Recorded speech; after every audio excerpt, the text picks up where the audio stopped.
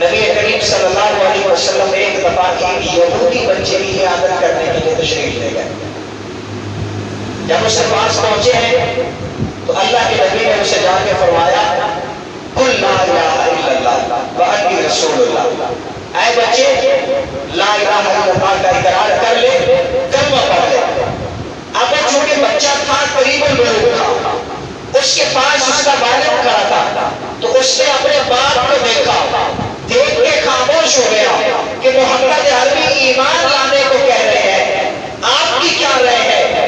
اس کا باپ بھی خاموش رہا. حضور نے پھر وہی الفاظ دہرائے ایمان لے آؤ, قل لا الہ الا اللہ کہ لا الہ الا اللہ کہہ دو کہ انی رسول اللہ, انی رسول اللہ, اور میری رسالت کا اقرار کر لو. اس نے پھر اپنے باپ کو دیکھا, پھر خاموش ہو گیا. تیسری مرتبہ اللہ کے نبی نے یہ جملے دہرائے.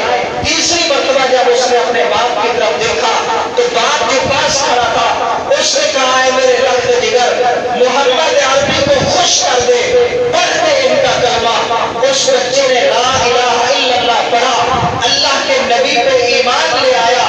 صحابہ کرام کہتے ہیں ہم نے دیکھا کہ نبی کریم صلی اللہ علیہ وسلم کا چہرہ کھل کھلا اٹھا. اللہ کے نبی خوش ہو گئے, اتنا خوش ہوئے, اتنا خوش ہوئے کہ میرے نبی کی خوشی کی وجہ سے آنکھوں سے آنسو نکل آئے, اور پھر فرمانے لگے الحمدللہ, اللہ کی تعریفیں ہیں کہ جس نے محمد عربی کے ایک امتی کو جہنم میں جانے سے بچا دیا ہے.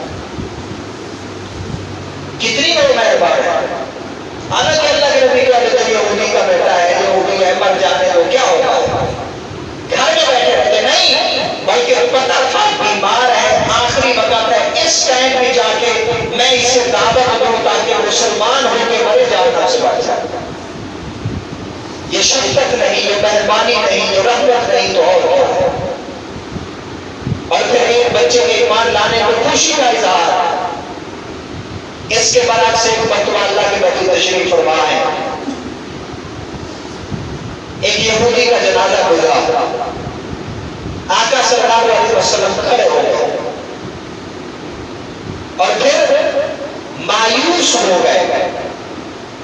صحابہ نے دیکھا کہ نبی کریم کے چہرے اقدس پر پریشانی کے آثار ہیں. کسی نے عرض کیا یا رسول اللہ یہ پریشانی کس بات پر؟ یہ تو یہودی ہے, اس کے لیے آپ کیوں پریشان ہو رہے ہیں؟ رحمت والے پیغمبر نے فرمایا جو کچھ بھی ہے تو میرا امتی, اور افسوس اس بات کا ہے کہ میرا ایک امتی کلمہ نہ پڑھنے کی وجہ سے ہمیشہ کے لیے جہنم کا مسئلہ بن کے جا